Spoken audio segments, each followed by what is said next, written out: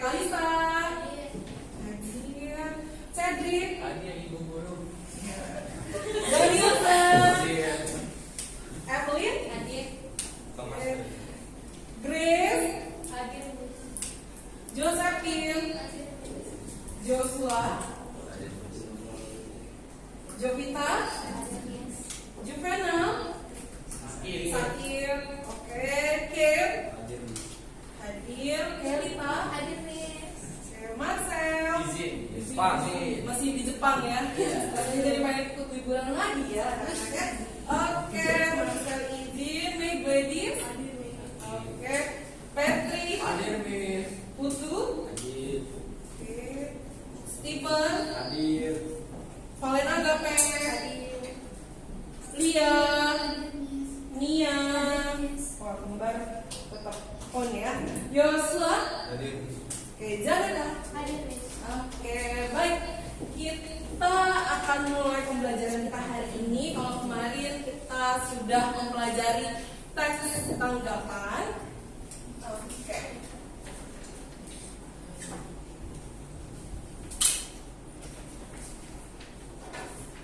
Ya, hari ini kita mau belajar teks cerita pendek. Sebelumnya, Ibu mau memberitahukan dulu tujuan pembelajaran kita hari ini. Yang pertama, setelah membaca teks cerita pendek yang berjudul Senyum Karya Mim, karya Ahmad Tohari di PowerPoint yang nanti Ibu Meli akan sediakan, kalian dapat merancangkan pengalaman dan gagasan dalam bentuk cerita pendek.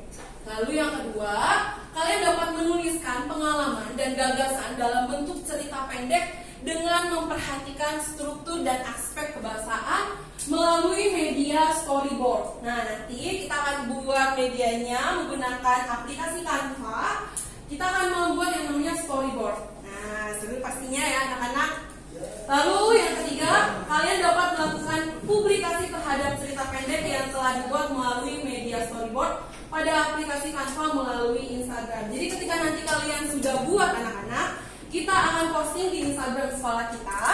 Dan nanti setiap dari peserta didik yang lainnya, boleh dari kelas 7, kelas 8, akan memberikan komentar terhadap storyboard yang nanti kalian buat. Sampai sini paham untuk tujuan pembelajarannya?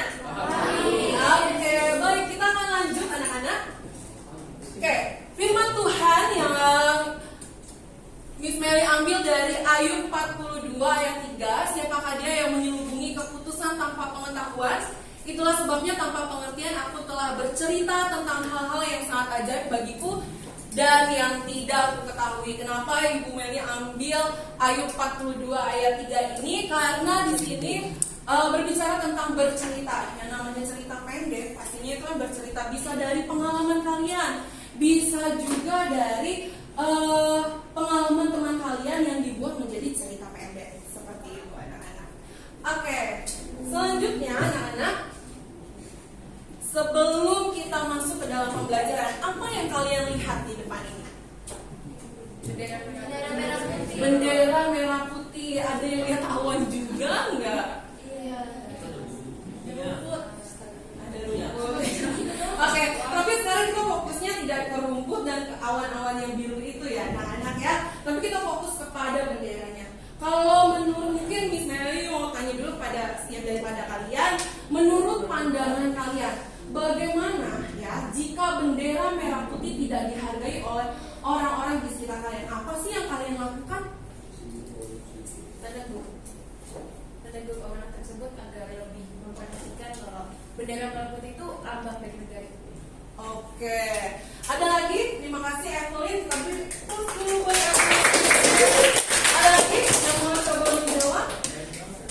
Keren banget kalau katanya. Banget. Ayo, ada lagi? Apa ya? Ya, Kalita.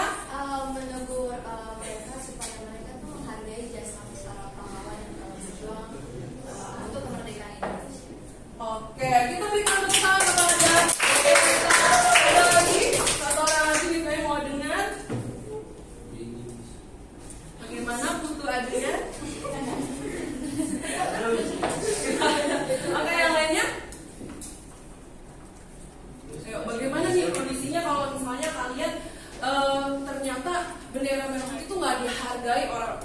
cita kalian. Kalau kemarin aja kita siapa yang di sini melihat pertandingan bola AFF? Mas Meli ngikutin banget nih, ya. Kalau kemarin kita lihat Indonesia lawan Vietnam di mana nomor punggung 5, ya. Ya, udah langsung ketawa nih, apa namanya? Nia langsung tahu nomor punggung 5 melakukan tindakan kasar aja udah banyak kan para netizen yang tuliskan di Instagramnya PSSI, wah itu mau lihat aja gitu kan. Nah kayak gitu aja kita udah bisa ini loh, bisa ibaratnya kita bisa marah, kita bisa merasa nggak dihargai, kita bisa mungkin kalau sekarang ini anak-anak banyak banget yang namanya bisa menghujat seperti itu. Tapi kembali lagi anak-anak, ketika kita lihat sesuatu hal yang menurut pandangan kita ini kayaknya nggak baik nih, lebih baik kita tegur dulu. Yang namanya sebuah kasih itu pasti kita tegur dulu, bukan main langsung kita cari orang yang banyak untuk bisa menyerang orang tersebut atau orang yang mungkin tidak bisa menghargai Indonesia seperti itu ya anak-anak ya. Oke, terima kasih tadi untuk jawaban Kelita, Evelyn, dan sungguh sangat luar biasa sekali. Baik anak-anak, kita akan masuk ke dalam pelajaran kita, yaitu cerita pendek. Nah, Ibu akan menampilkan satu video. Ini satu video cerita pendek, namanya Senyum Karyamin. Judulnya Senyum Karyamin oleh Ahmad Tohari. Anak-anak yang perlu diperhatikan, untuk karya Ahmad Tohari ini tentang Senyum Karyamin ini sudah sering banget diperdengarkan, terus dibaca oleh khalayak orang. Karena apa? Karena kalau Ibu ingat pada saat masih ada ujian nasional dulu, kakak-kakak kalian sering banget di ujian nasional itu cerita pendek Senyum Karyamin berjudul Senyum Karyamin, karangan Ahmad Tohari. Karyamin melangkah pelan dan sangat hati-hati. Beban yang menekan pundaknya adalah pikulan yang digantungi 2 keranjang batu kali. Jalan tanah yang sedang didakinya sudah licin, dibasahi air yang menetes dari tubuh Karyamin dan kawan-kawan, yang pulang balik mengangkat batu dari sungai ke pangkalan material di atas sana. Karyamin sudah berpengalaman agar setiap perjalanannya selamat, yakni berjalan menanjak sambil menjaga telapak kaki kiri atau kanannya. Pemindahan titik berat dari kaki kiri ke kaki kanannya pun harus dilakukan dengan baik. Karyamin harus memperhitungkan tarikan nafas serta ayunan tangan demi keseimbangan yang sempurna. Meskipun demikian, pagi ini Karyamin sudah 2 kali tergelincir. Tubuhnya rubuh, lalu menggelinding ke bawah, berkejaran dengan batu-batu yang tumpah dari keranjangnya. Dan setiap kali jatuh, Karyamin menjadi bahan tertawaan kawan-kawannya. Mereka, para pengumpul batu itu, senang mencari hiburan dengan cara menertawakan diri mereka sendiri. Kali ini Karyamin merayap lebih hati-hati. Meski dengan lutut yang sudah bergetar, jemari kaki dicengkramkannya ke tanah. Segala perhatian dipusatkan pada pengendalian keseimbangan, sehingga wajahnya terlihat tegang. Sementara itu, air terus mengucur dari celana dan tubuhnya yang basah. Dan karena pundaknya ditekan oleh beban yang sangat berat, maka nadi di lehernya muncul menyembul kulit. Boleh jadi Karyamin akan selamat sampai ke atas bila tak ada burungnya nakal. Seekor burung paruh udang terjun dari ranting yang menggantung di atas air, menyambar seekor ikan kecil, lalu melesat tanpa rasa salah hanya sejengkal di depan mata Karyamin. "Bangsat!" teriak Karyamin yang sedetik kemudian sudah kehilangan keseimbangan. Tubuhnya bergulir sejenak, lalu jatuh terduduk dibarengi suara 2 keranjang batu yang ruah. Tubuh itu ikut meluncur, tetapi terhenti karena tangan Karyamin berhasil mencengkram reruntutan. 4 atau 5 orang kawan Karyamin terbahak bersama. Mereka, para pengumpul batu itu, senang mencari hiburan dengan cara menertawakan diri mereka sendiri. Sudah, Min, pulanglah. Kukira hatimu tertinggal di rumah sehingga kamu loyo terus, kata Sarji yang diam-diam iri pada istri Karyamin yang muda dan gemuk. Memang bahaya meninggalkan istrimu seorang diri di rumah. Min, kamu ingat anak-anak muda petugas bank harian itu? Jangan kira mereka hanya datang setiap hari buat menagih setoran kepada istrimu. Jangan percaya kepada anak-anak muda penjual duit itu. Pulanglah. Istrimu kini pasti sedang digodanya. Istrimu tidak hanya menarik mata petugas bank harian. Jangan dilupa tukang edar kupon butut itu. Kudengar dia juga sering datang ke rumahmu bila kamu sedang keluar. Apa kamu juga percaya dia datang hanya untuk menjual kupon buntut? Jangan-jangan dia menjual buntutnya sendiri. Suara gelak tawa terdengar riuh di antara bunyi benturan batu-batu yang mereka lemparkan ke tepi sungai. Air sungai mendesau-desau oleh langkah-langkah mereka. Ada daun jati melayang, kemudian jatuh di permukaan sungai yang bergerak menentang arus karena tertiup angin. Agak di hilir sana terlihat 3 perempuan pulang dari pasar dan siap menyeberang. Para pencari batu itu diam. Mereka senang mencari hiburan dengan cara melihat perempuan yang mengangkat kain tinggi-tinggi. Dan Karyamin masih terduduk sambil memandang kedua keranjangnya yang berantakan dan hampa. Angin yang bertiup lemah membuat kulitnya merinding, meski matahari sudah cukup tinggi. Burung paruh udang kembali melintas di atasnya. Karyamin ingin menyumpahinya, tetapi tiba-tiba rongga matanya penuh bintang. Terasa ada sarang lebar di dalam telinganya. Terdengar bunyi keruyuk dari lambungnya yang hanya berisi hawa. Dan mata Karyamin menangkap semuanya menjadi kuning berbinar-binar. Tetapi kawan-kawan Karyamin mulai berceloteh tentang perempuan yang sedang menyeberang. Mereka melihat sesuatu yang enak dipandang, atau sesuatu itu bisa melupakan buat sementara perihnya jemari yang selalu mengais bebatuan. Tentang tengkulak yang sudah setengah bulan menghilang dengan membawa 1 truk batu yang belum dibayarnya. Tentang tukang nasi pecel yang siang nanti pasti datang menagih mereka. Dan tentang nomor buntut yang selalu dan selalu saja gagal mereka tangkap. Min, teriak Sarji. Kamu diam saja. Apa kamu tidak melihat ikan putih-putih sebesar paha? Mereka tertawa bersama. Mereka, para pengumpul batu itu, memang pandai bergembira dengan cara menertawakan diri mereka sendiri. Dan Karyamin tidak ikut tertawa, melainkan cukup tersenyum. Bagi mereka, tawa atau senyum sama-sama sah sebagai perlindungan terakhir. Tawa dan senyum bagi mereka adalah simbol kemenangan terhadap tengkulak, terhadap rendahnya harga batu, atau terhadap licinnya tanjakan.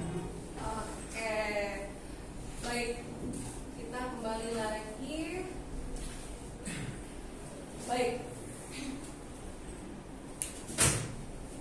Baik, apa yang kalian dapatkan anak-anak dari cerita kehidupan apa yang kalian dapatkan dari Senyum Karyamin ini yang tadi kita sudah dengar? Bagaimana Cedric? Ya, Evelyn silakan. Hidup itu penuh perjuangan, Pak. Tapi kadang kita ada di atas, kadang di bawah. Jadi kita tetap harus berusaha. Oke, wow, luar biasa sekali jawabannya. Yang lain? Kalau kita lihat si Karyamin ini seorang apa sih, Nak? Penjual batu untuk material. Ya, penjual batu untuk material.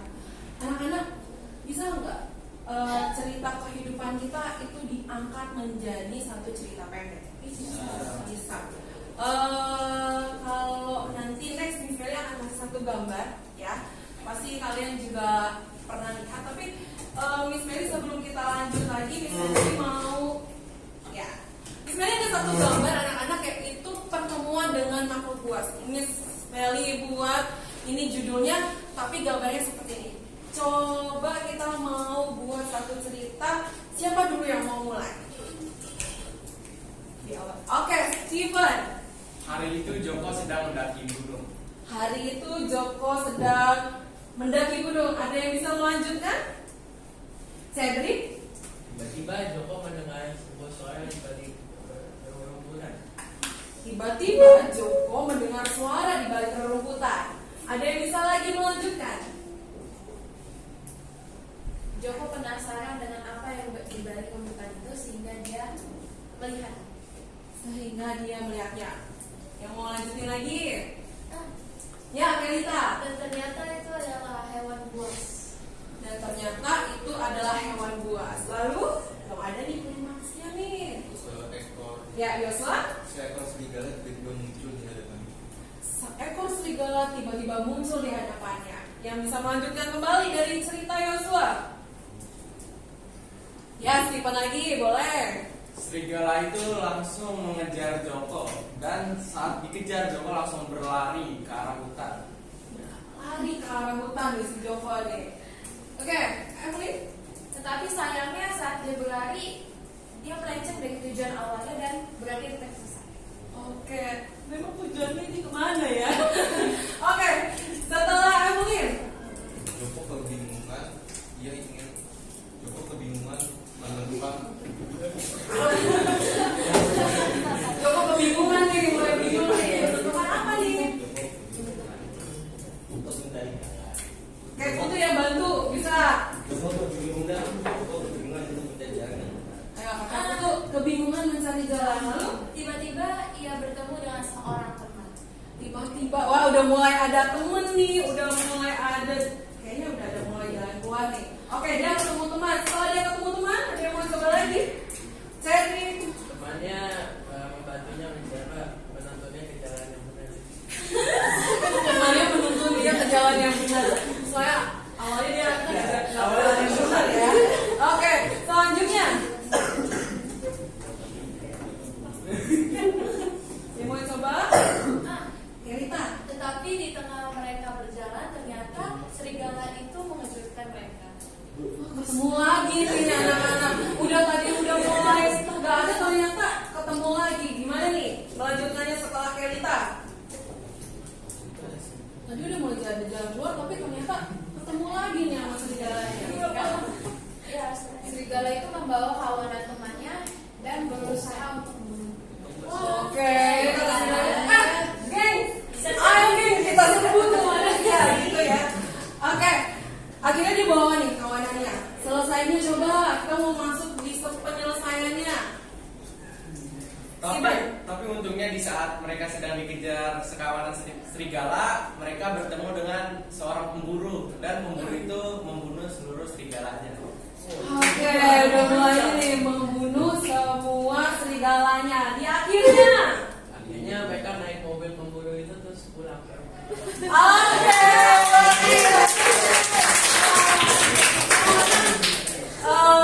Ibu mau katakan mudah nggak membuat cerita pendek? Udah. Memang kalau yang tadi sekalian sampaikan itu memang hanya baru sebagian saja. Tapi membuat cerita pendek juga ada strukturnya, ada unsur kebahasanya dan lain-lain. Nah, hari ini kita mau belajar. Sebelumnya kalian bisa melihat dulu apa yang Ibu jelaskan. Setelah itu nanti kita akan sama-sama mengerjakan lembar kerja ya. Oke, ada yang tahu tentang gambar ini? Tahu ya? Ada yang udah menonton? Oke, ya. Kebetulan Ibu baru nonton itu di bulan Desember karena baru ada waktu-waktu free ya anak-anak ya. Kalau kalian pasti udah nonton sebelum-sebelumnya. Tapi di awal ketika Ibu melihat film ini, wow, ini film luar biasa sekali sebenarnya. Walaupun sebenarnya ini banyak tentang cerita fantasi yang kita udah pelajari di kelas 7 ya anak-anak. Tapi dari serial Wednesday ini bisa nggak diadopsi dari cerita pendek? Bisa banget anak-anak. Bahkan ketika kalian punya karya cerita pendek, satu karya cerita pendek, kalau misalnya ada orang yang melirik cerita kalian terus membacanya, wah ini kayak keren banget deh buat dijadiin film, wah ini kayak keren banget deh buat dijadiin buat lebih dibukukan kembali gitu, itu bisa aja. Makanya kenapa anak-anak yang namanya talenta itu harus kalian kembangkan ya. Kita ada yang tahu, apalagi kalau misalnya kita lihat kayaknya nggak mungkin deh Bu Meli, saya mah cuma buat cerita tadi aja kayak gelagapan. Tidak ada yang nggak mungkin kalau memang kalian mau berusaha ya. Oke, kita masuk. Kalau tadi sudah melihat gambar yang Ibu beritahukan ini. Nah, di dalam cerita pendek itu anak-anak ada yang namanya unsur intrinsik. Sebelumnya kita harus ketahui dulu apa sih unsur intrinsik ini. Unsur intrinsik ini adalah satuan terkecil yang membentuk suatu cerpen. Di dalam unsur intrinsik ini anak-anak terdiri dari beberapa hal yang nantinya kita mau pelajari. Oke, di sini ada penokohan dan tokoh, ada tema, ada alur, ada latar, ada amanat, ada sudut pandang. Kalau mudah untuk diingat ya, kalau misalnya nanti kita ada penilaian harian, kalau nanti kita ada PAT, ada US, kalian bisa singkat dari penokohan, alur, tema, latar, amanat, sudut pandang menjadi PT Atlas. Ya, itu kita rinci kembali. Oh, unsur intrinsik itu kalian tinggal ingat aja. PT Atlas ada penokohan, tokoh, alur, terus tema, latar, lalu amanat dan terakhir adalah sudut pandang. Ya. Baik, kalau penokohan, berbicara mengenai penokohan anak-anak, penokohan ini adalah pemberian sifat pada tokoh, ya. Berbeda dengan tokoh, seringkali kita tuh suka kebalik, penokohan apa ya, tokoh apa. Nah, ini yang membedakan. Kalau penokohan itu pemberian sifat pada tokoh atau pelaku yang ada dalam cerita, sedangkan tokoh merupakan pelaku. Yang kamu sendiri, bisa teman kamu, itu adalah tokoh, gitu. Sedangkan sifatnya namanya penokohan, ya. Lalu ada alur atau yang sering juga disebut dengan plot. Itu jalan dari sebuah cerita. Itu biasanya anak-anak terdiri dari permasalahan, peningkatan konflik, puncak konflik, penurunan konflik, lalu selesai dan biasanya diakhiri dengan yang disebut dengan coda, ya. Lalu ada tema. Tema itu yang menjadi gagasan pokok dari cerita pendek yang nantinya kalian buat. Seperti itu. Selanjutnya ada latar dan amanat. Nah, kalau latar ini terbagi menjadi 3, yaitu latar tempat, latar waktu, dan latar suasana. Kalau latar tempat kalian sudah tahu ya, di rumah, di sekolah, seperti itu contohnya. Kalau latar waktu, contohnya seperti apa? Siang hari, malam hari, sore hari, ya kan? Lalu kalau latar suasana, sepi, menegangkan, mencekam, betul kata Valen. Lalu riuh, tenang. Ya, tenang, riuh, menakutkan, nah, dan lain sebagainya ya anak-anak. Dan amanat, kalau amanat ini merupakan suatu pesan moral yang disampaikan oleh kalian nih sebagai penulisnya kepada pembaca atau khalayak orang yang membaca karya kalian. Seperti itu. Dan ada sudut pandang juga yang nantinya kita akan pelajari di pertemuan berikutnya. Namun di sini Ibu akan beritahu secara singkat untuk sudut pandang ini. Sudut pandang ini terdiri ada sudut pandang orang pertama pelaku utama, ada sudut pandang orang pertama pelaku sampingan, dan sudut pandang orang ketiga serba tahu, dan terakhir adalah sudut pandang orang ketiga pengamat. Dan sudut pandang ini lebih tepatnya nanti di pertemuan kita berikutnya kita akan belajar kembali dan lebih mendetail kembali untuk belajar tentang sudut pandang ini ya anak-anak. Selanjutnya ada beberapa metode penokohan. Nah, di sini ada metode analitik dan metode dramatik. Apa sih Miss Meli, Bu Meli yang membedakan metode analitik dengan metode dramatik ini? Kalau metode analitik ini adalah suatu metode penokohan dengan cara memaparkan, ya anak-anak, memaparkan atau menyebutkan sifat tokoh secara langsung. Nah, contohnya seperti yang sudah Ibu tuliskan di depan ini. Dan kalau untuk metode dramatik, ini adalah suatu metode penokohan dengan cara memaparkan secara tidak langsung. Jadi kalau kalian mau ingat adalah kalau analitik secara apa? Langsung. Dan dramatik tidak langsung. Oke, paham sampai sini ya anak-anak ya? Oke, selanjutnya ada, kalau tadi kita belajar unsur intrinsik, sekarang kita belajar unsur ekstrinsik. Nah, unsur ekstrinsik ini apa? Ini adalah unsur pembentuk cerpen yang berada pada luar cerpen, yaitu nilai ekstrinsik ekstrinsiknya cerpen tidak dapat dipisahkan dari kondisi masyarakat sekitar. Kadang-kadang ya anak kita membuat cerpen bisa melihat dari kondisi yang sedang kita rasakan, atau kita lihat dari kondisi yang sedang teman kita rasakan, dan lain sebagainya. Seperti itu.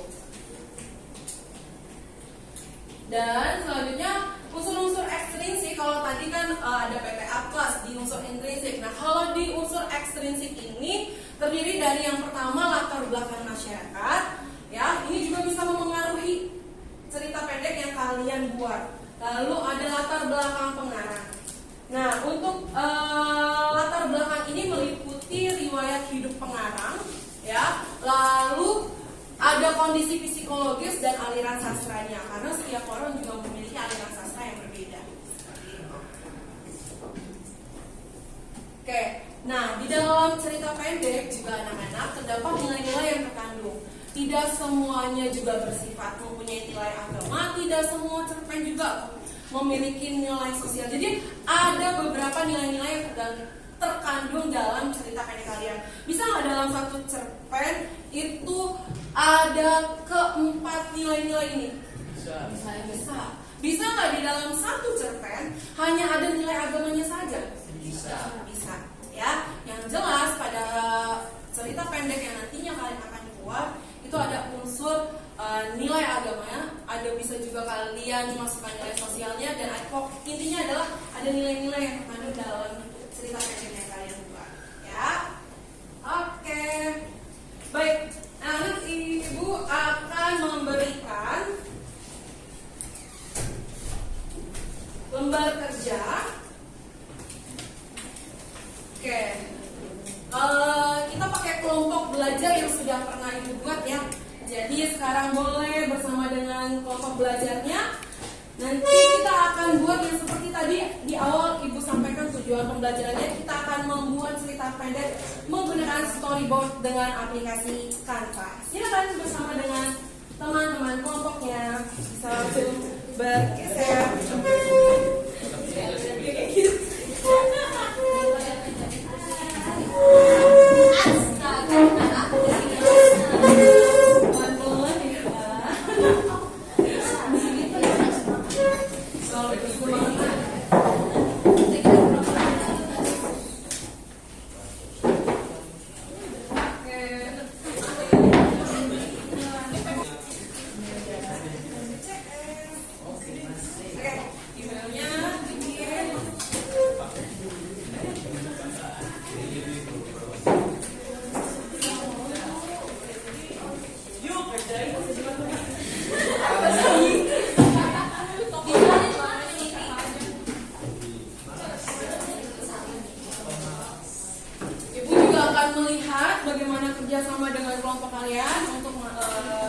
Dan akan melihat juga bagaimana kondisi dari setiap kelompok kalian ya.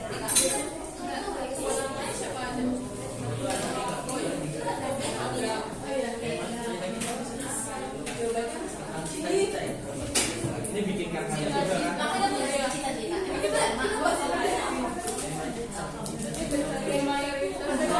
Aku buat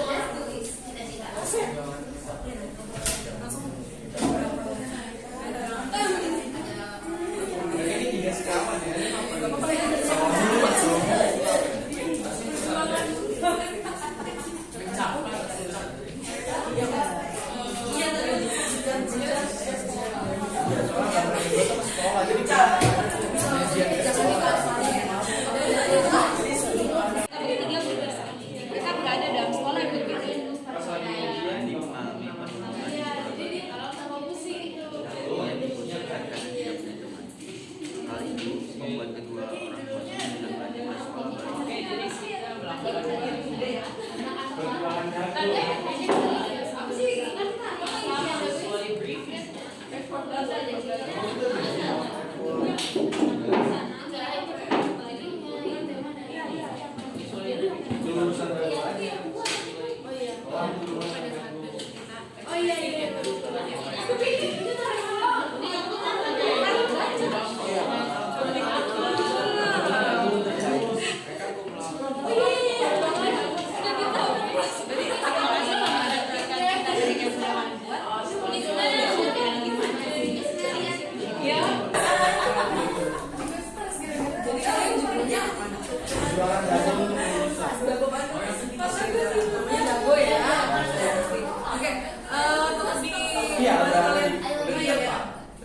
Bagus.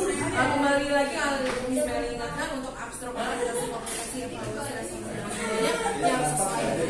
Ini tuh oh iya,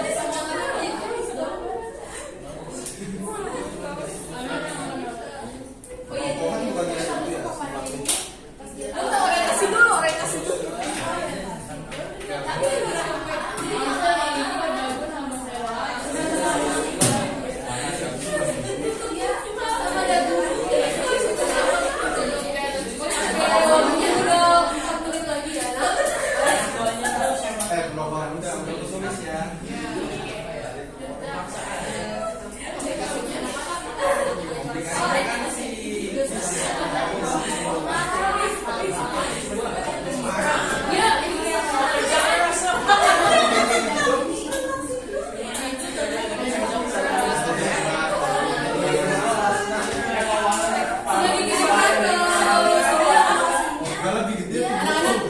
Anak-anak sudah kirimkan emailnya hasil dari Bentar lagi selesai.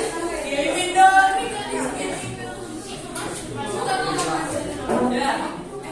Kirimin apa sih?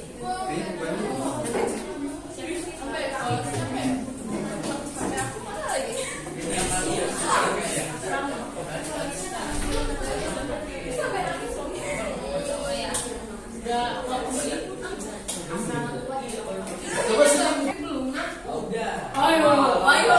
Cepat Cedric, cepat. Apa Hendrik? Oke, sudah. Miss Meli keren. Miss Meli keren. Coba buka. Ini punya kita doang yang beda. Di situ masih kopi dulu. Tuh. Oke. Baik, yuk. Kelompok satu silakan. Kelompok Evelyn kan kelompok satu.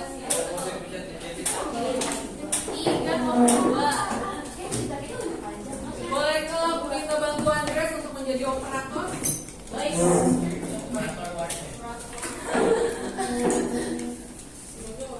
Yuk kita berikan tepuk tangan dulu untuk kelompok.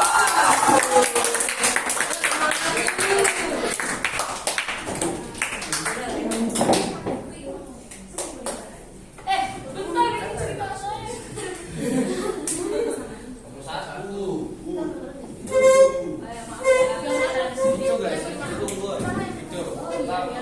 Ini kadang-kadang pengen yang mana sih? Yang paling puas. Astaga. Itu nah. Oke, bisa dibesarkan Grace. Terima kasih Grace. Silakan. Selamat pagi Miss Meli dan teman-teman. Kami dari kelompok 1 akan menceritakan papan cerita pendek yang sudah kami buat yang bertema persahabatan. Oke, boleh di sini. Andi, Boni, dan Jono adalah anak remaja yang bersahabat karib dari kecil. Mereka bersama dari SD sampai SMP. Tetapi saat peralihan untuk masuk ke SMA, mereka bertiga berpisah. Mereka berada dalam sekolah yang berbeda. Andi mengalami perjuangan di sekolah barunya. Dia dikucilkan karena tidak punya teman. Hal itu membuat kedua orang tuanya memindahkannya ke sekolah baru. Andi kembali bersemangat karena di sekolah barunya dia bertemu kembali dengan salah satu sahabatnya, yaitu Boni. Akhirnya mereka lulus dari jenjang SMA dan masuk ke perguruan tinggi. Di sana mereka bertemu kembali Boni, Jono, dan Andi. Mereka akhirnya lulus dan mendapatkan hasil terbaik. Mereka cum laude. Nah, hikmah yang dapat kita petik dari cerita pendek ini adalah awal bukanlah akhir. Kita masih mempunyai kesempatan untuk berusaha lebih keras dan lebih giat. Jika kita berusaha, maka tidak ada yang mustahil. Seperti yang dikatakan oleh Bung Karno, beri aku 1000 orang tua, niscaya akan kucoba seluruh dari akarnya. Beri aku 10 pemuda, niscaya akan kubincangkan dunia. Terima kasih teman dan rekan papan cerita pendek dari kelompok kami. Tuhan Yesus berkati.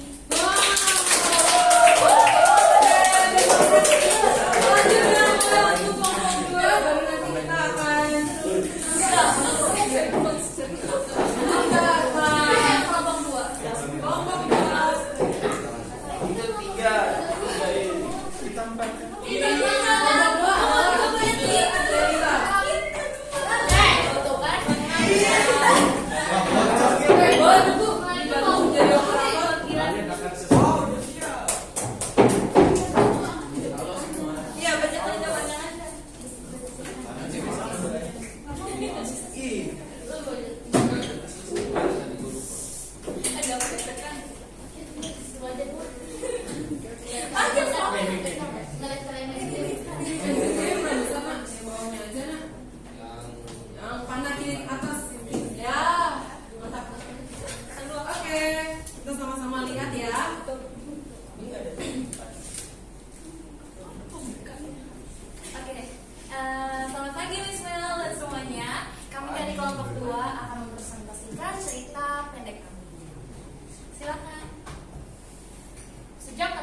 Kami bertiga selalu bersama, bermain petak umpet, bermain sepak bola, dan memecahkan teka-teki matematika seperti detektif. Aiden si paling ceria, Benny si paling galak, dan Joshua si paling galak. Trio, tapi mereka sehati sejiwa. 15 tahun-tahun berlalu, tapi kepribadian mereka tak berubah.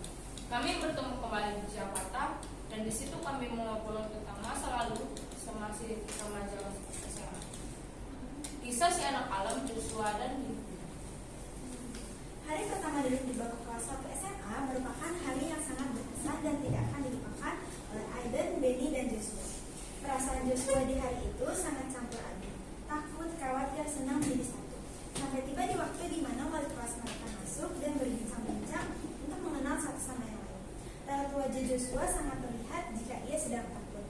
Sampai Bu Risma wali kelasnya pun mendekati dan bertanya nama kepada Joshua. "Halo Nah, siapa namamu?" tanyanya pada Joshua. "Joshua Bu, nama saya," jawab Joshua. "Wah, nama yang bagus. Apa cita-citamu Nah besar nanti?" tanya ibu itu dengan raut wajah yang sangat bergejolak. "Cita-cita saya besar nanti akan menjadi dokter Bu," jawab Joshua dengan nada yang sangat yakin bahwa kelak nanti ia akan menjadi dokter. Saat pulang sekolah, Joshua ingin memberitahukan mimpinya kepada orang tuanya. Di malam hari, orang tuanya mengajak Joshua makan.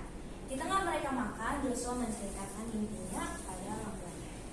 "Pak, Ma, aku punya cita-cita ingin menjadi dokter. Mama, Papa setuju kan?" Joshua bertanya kepada orang tuanya sambil mengunyah makanan.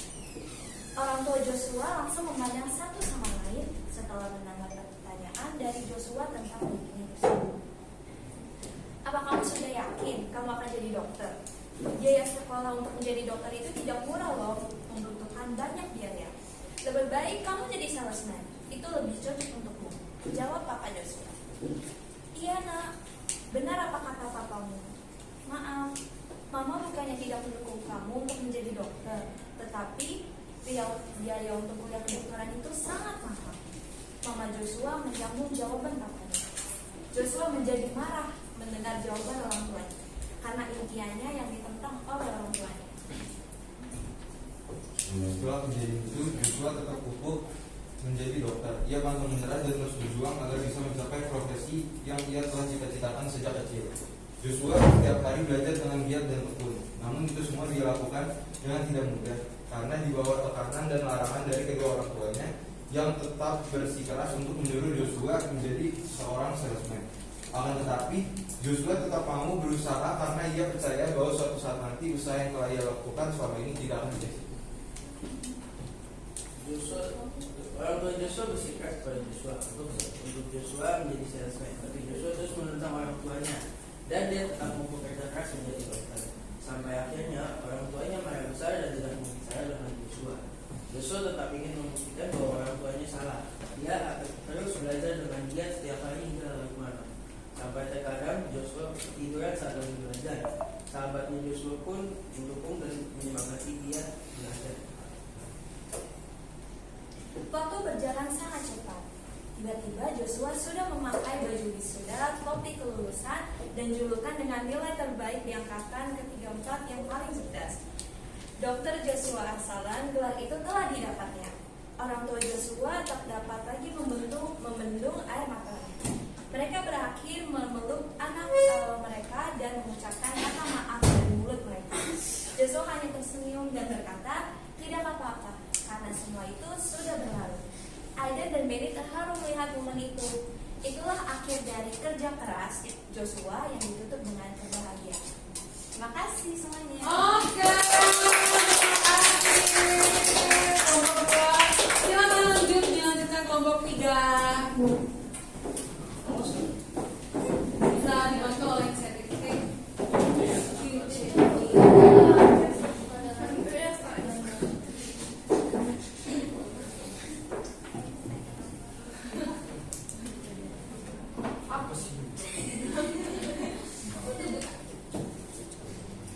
Sudah nak?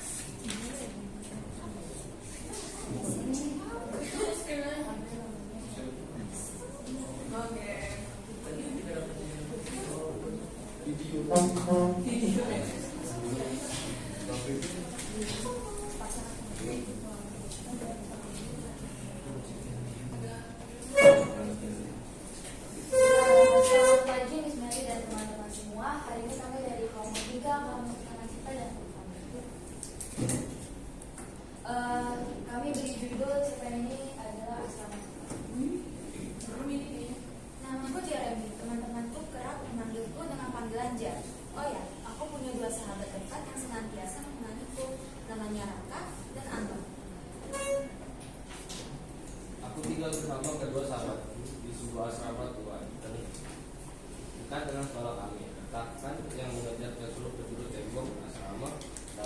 dapat terlihat dengan jelas. Jika kalian bertanya kenapa aku dan kedua sahabatku mau tinggal di sana, jawabannya adalah kami tidak memiliki pilihan.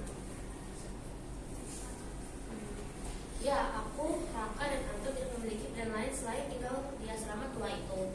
Dan alasan kami semua hampir sama. Alasanku untuk tinggal di asrama tua itu dimulai ketika aku beranjak remaja, tepatnya saat aku menduduki bangku kelas 1 SMP. Usaha yang dibangun oleh papa bangkrut seketika, membuat perselisihan terjadi di antara kedua orang tuaku. Masa remajaku dibentuk mediasi dengan pertengkaran kedua orang tuaku. Sejak saat itu aku bertekad untuk hidup mandiri dan tak membebani mereka dengan hal-hal seperti itu. Begitupun dengan Raka dan Arman. Aku harus bisa menyelesaikan ujian terakhir ini supaya aku bisa lulus dan melanjutkan mimpiku. Semoga aku bisa mendapatkan nilai yang terbaik dan dapat lulus bersama teman-temanku dan dapat membuktikan kepada orang tuaku bahwa aku bisa. Tak terasa, saat ini aku tengah berdiri di atas sebuah podium. Tepat di depanku terdapat ratusan orang yang menyaksikanku berucap terima kasih sambil menggenggam erat sebuah piagam penghargaan yang telah mewakili sejuta kerja kerasku dalam menggapai. Selamat untuk Jeremy Rendara Kusuma telah menjadi lulusan terbaik angkatan 2014. Tepuk tangan meriah terdengar ke segala penjuru ruangan. Tetesan air mata satu persatu jatuh. Dari jauh dapat kulihat kedua orang tuaku tersenyum kepadaku dan aku bangga akan hal itu. Tak peduli seberapa banyak cerita, tangisan, dan masalah yang kita hadapi, tetaplah berjuang dan bulatkan tekadmu. Masih banyak orang-orang sekitar yang peduli dengan kita. Jangan putus asa dan jalani saja hidup. Maka kesuksesan akan menghampiri. Kami membuat cerita ini berdasarkan papan cerita pendek yang kami bentuk sedemikian rupa sehingga menghasilkan cerpen yang berjudul Asrama. Next, terima kasih telah menonton. Baik, silakan dilanjutkan kelompok 4 dan ini adalah kelompok terakhir.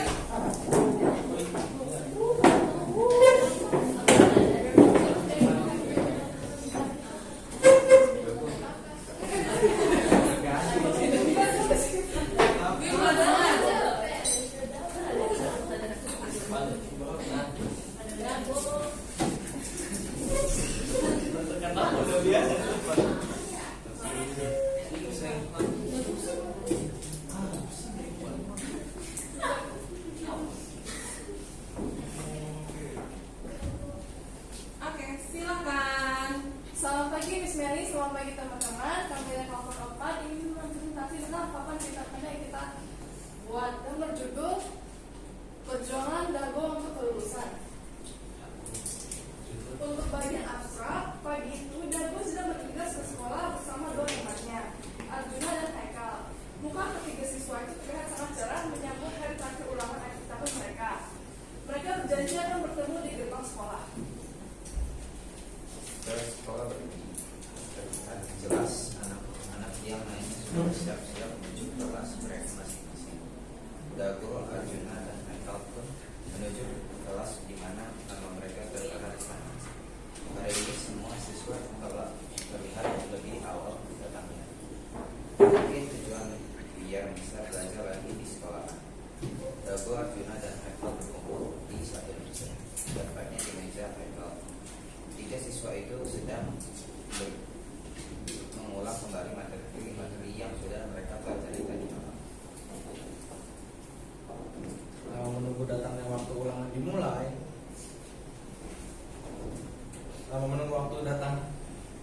Menunggu datangnya waktu ulangan dimulai, Dago sangat khawatir sekali kalau semua yang udah dia pelajari tadi malam lupa. Ditambah lagi Dago sedang banyak masalah. Keluarganya sedang tidak baik-baik saja karena perusahaan Papa Dago sedang ada masalah membuat Dago semakin pusing.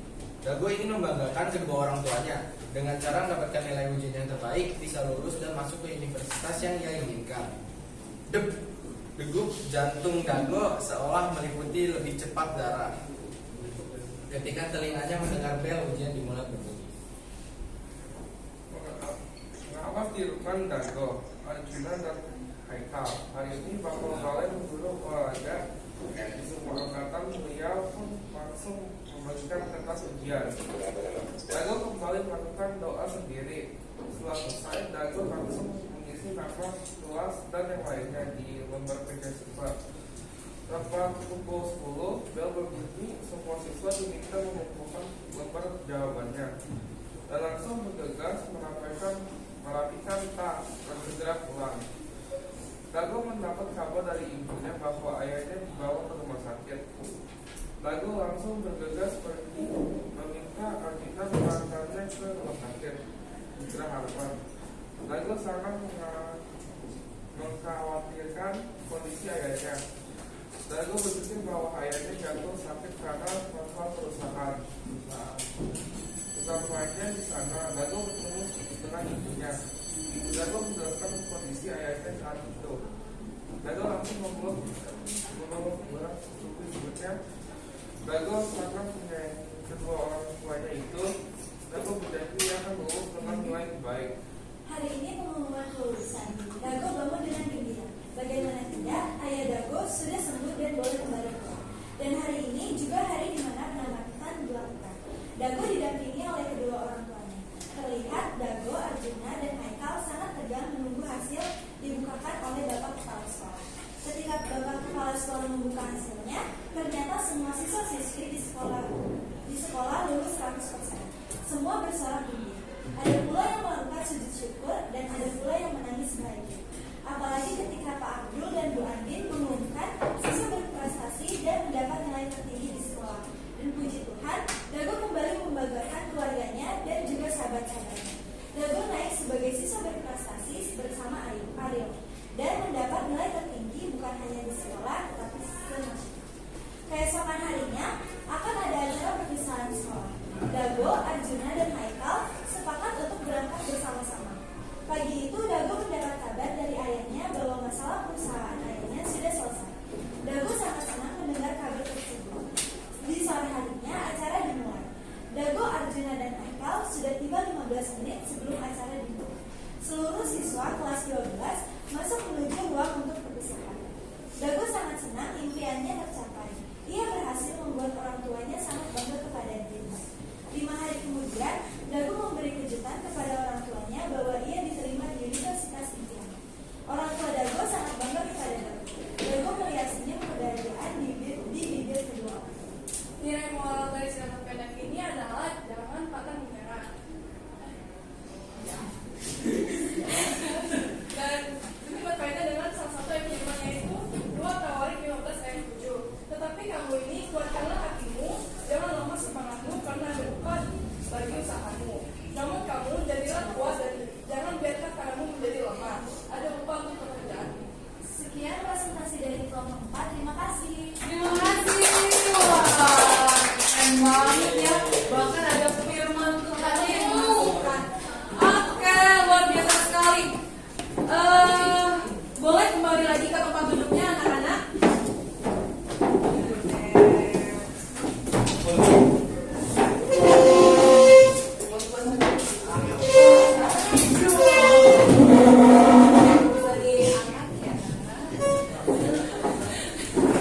Oke, baik anak-anak, dari 4 cerita pendek yang tadi kita pakai namanya papan cerita. Kita memakai papan cerita. Lebih mudah menggunakan papan cerita atau kalian coba Stephen, yuk buat cerita pendek. Nah, lebih gampang, lebih cepat. Yang mana anak-anak? Ketika kita menggunakan si papan cerita ini atau kita langsung Miss Mary gak kasih papan cerita, Miss Mary gak kasih judul atau yang lain, kalian lebih mudah seperti yang tadi.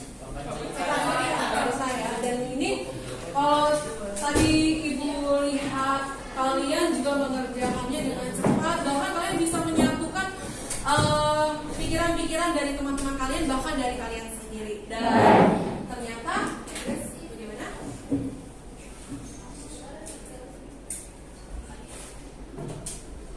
Oke, baik.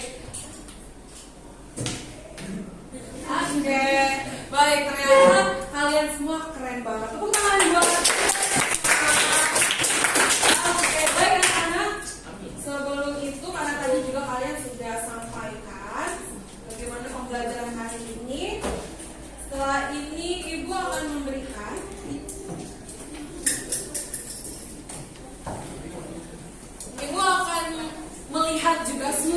sejauh mana ya? Sudah sejauh mana yang kalian tahu tentang cerita pendek? Ibu kasih 10 soal pilihan ganda untuk kalian kerjakan. Ini untuk menilai sejauh mana kalian sudah mengetahui materi cerita pendek ya. Boleh Nia.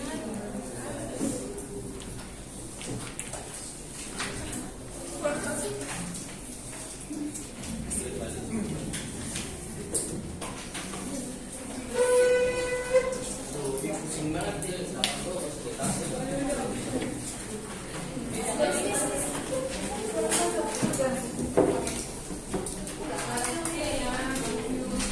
Selamat mengerjakan dan pastikan itu adalah hasil dari yang kalian kerjakan ya anak-anak ya.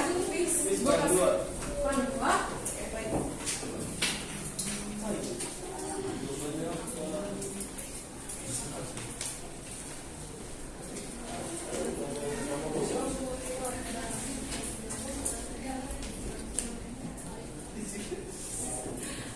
Oke.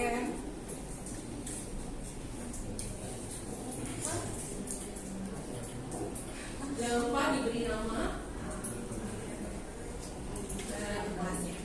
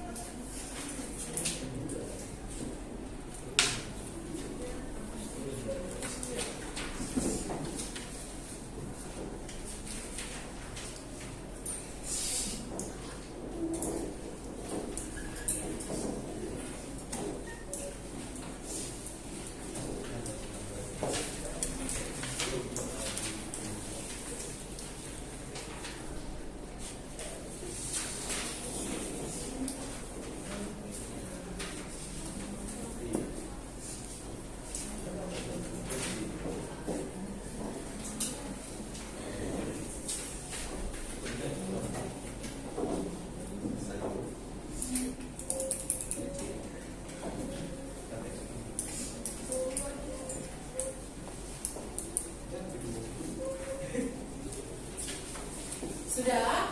Katanya 10. Sudah. Sudah? Oke, sudah boleh dikumpulkan ke ibu? Oke, baik betul. Oke. Susah banget ya? Iya. Semangat. Karena saya udah ngerti, jadi saya mengerti lah. Terima kasih Steven.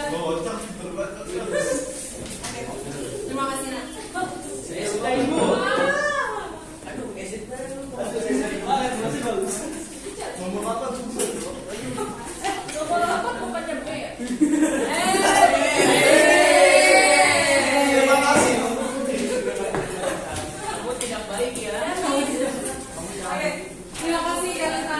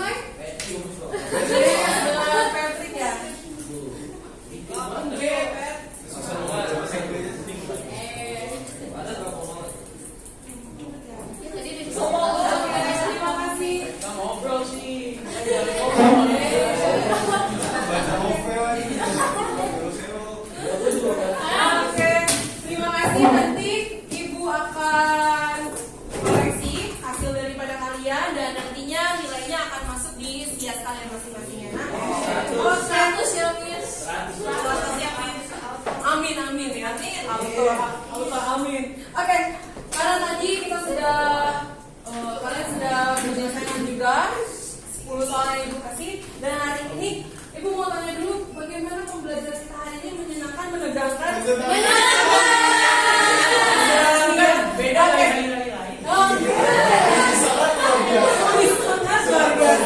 Baik anak-anak, Ibu akan berikan jurnal refleksi, ya. Jurnal refleksi ini tentang proyek kita hari ini, yaitu papan cerita. Kalian tuliskan apa yang ada di pertanyaan yang Ibu berikan kepada kalian, ya. Sangat berbeda ya dengan hari-hari yang lainnya. Terus satu ya. Oke.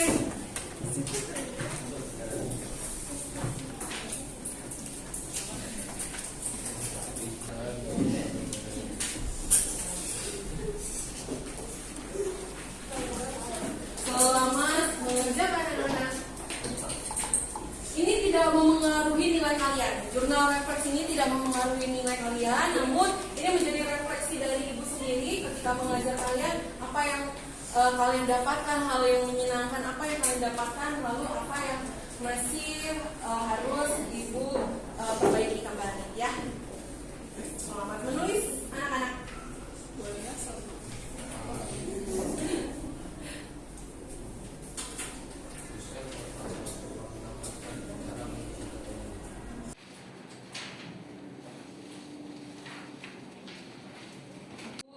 Perbaiki kembali, ya.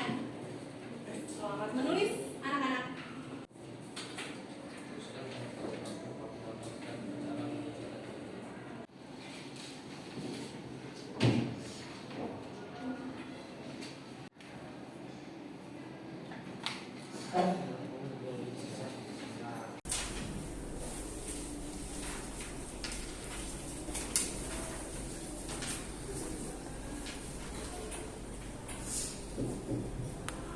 Yang sudah boleh dikumpulkan ke depan ya, nak.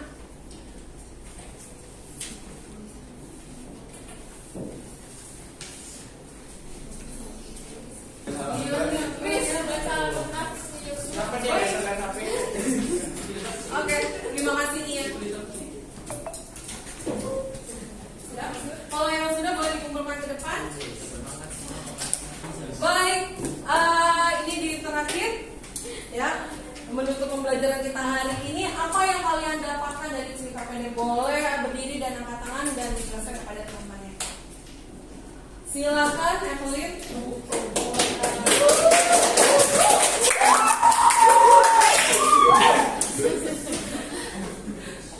Aku belajar mengenai unsur-unsur yang ada di dalamnya. Ada unsur intrinsik sama ekstrinsik. Terus nilai-nilai yang ada kayak nilai moral, agama, sosial. Terus sudut pandang penulis sama metodenya ada analitik sebenarnya. Oke. Ada lagi yang mau apa sih yang kamu dapatkan di pembelajaran hari ini? Gak usah takut, gak usah malu, gak usah ragu-ragu. Oke, Lita silakan. Dapat membuat storyboard lewat Canva. Bisa membuat storyboard melalui Canva ya. Ya, baik anak-anak, untuk penutup ya boleh kembali lagi. Misalnya diingatkan penutupnya adalah kalau hari ini kesimpulannya kita belajar dari cerita pendek ini bahwa ternyata dari pengalaman yang sudah kita jalani atau pengalaman yang sekarang kita sedang jalani, kita bisa membuat cerita pendek ya. Dan di minggu atau di pertemuan berikutnya kita akan belajar kembali secara rinci mengenai unsur intrinsik dan unsur ekstrinsik. Oke anak-anak, baik anak-anak, itu saja pembelajaran hari ini. Sebelumnya Ibu mau katakan kepada kalian, kalian adalah anak-anak yang hebat, anak-anak yang pintar, dan anak-anak yang luar biasa. Oke, silakan disiapkan. Kita berdoa terlebih dahulu ya. Mari kita satukan hati kita berdoa. Terima kasih Bapak untuk hari ini. Kalau hari ini kami boleh belajar dengan baik dan maksimal Tuhan, itu semua karena penyertaan-Mu buat setiap daripada kami. Sebentar kami akan menyelesaikan pembelajaran kami yaitu bahasa Indonesia, dan kami akan mengikuti pembelajaran lainnya Tuhan. Supaya memberkati setiap anak-anak hamba di tempat ini, biarlah mereka bisa menjadi terang buat orang-orang di sekitar mereka. Terima kasih Tuhan, inilah doa dan ucapan syukur kami. Di dalam nama Yesus kami sudah berdoa dan mengucap syukur. Amin.